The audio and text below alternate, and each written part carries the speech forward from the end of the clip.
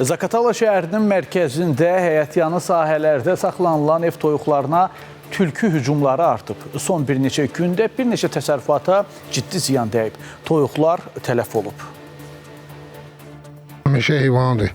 Uşağın üstünə cuma da bilər. Yəni ki, məktəbin yanına, məsəl üçün məktəbin yanındakı olan hinlərə girib, dovşanları zad da götürüb. Sakinlər iddia edir ki, onlarla ev quşunu tülkülər tələf edir.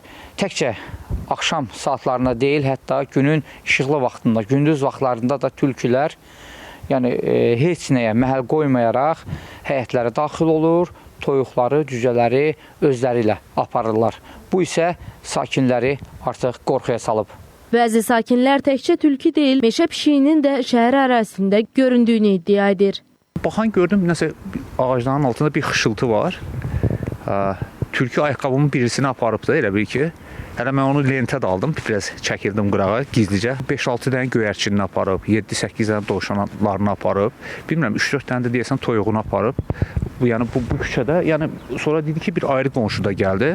O bir söz işlətdi ki, hətta burada meşə pişiyi də görmüşəm. Birinin 10 dənəsini, birinin 8 dənə, birinin 4 dənə, birinin 6 dənə. Belə hesablayanda küçəmizə elə bir ki, bir 50-yə yaxın toyuğu tülkülər cumur.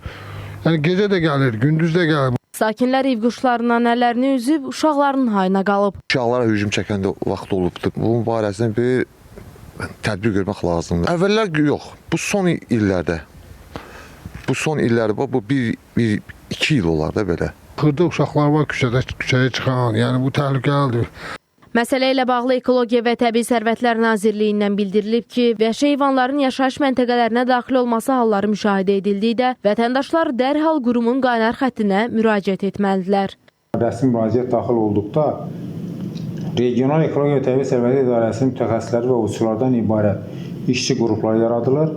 Qruplar insanlara təhlükə yaradan heyvanların ərazidən uzaqlaşdırılması üçün ürküdücü vasitələr tətbiq edir.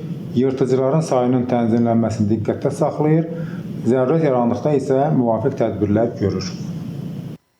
Hazırda sakinlər həm maddi ziyanın artmasından, həm də təhlükəsizlik məsələsindən narahatdır. İlkin Piranov, Diana Cəlali, Spice Xəbər, Zaqatala.